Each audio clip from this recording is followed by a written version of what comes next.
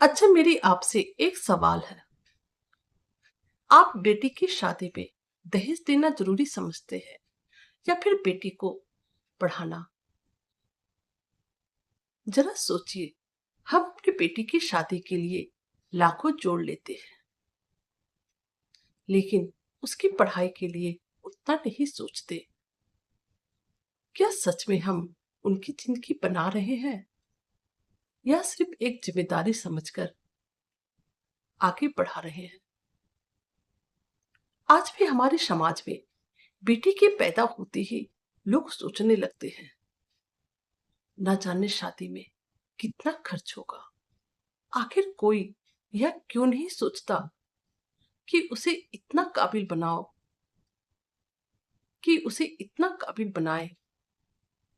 कि वे खुद अपनी जिंदगी अपने दम पर जी सके।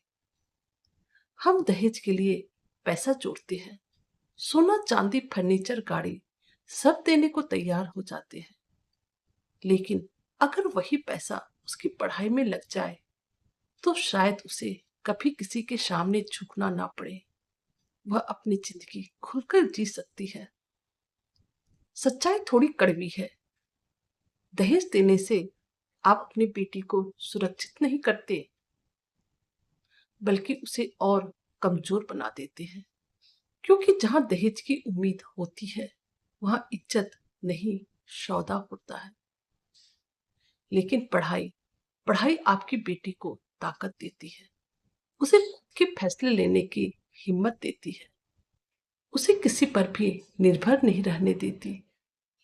सोचिए, एक बेटी जो पढ़ी लिखी है, वह अपने माँ बाप का सहारा भी बन सकती है और खुद का भी।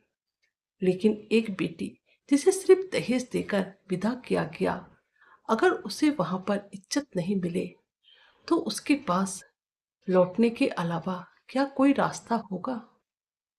हम उसे मजबूत बनाकर भेज सकते थे, लेकिन हमने उसे सिर्फ तैयार करके भेजा।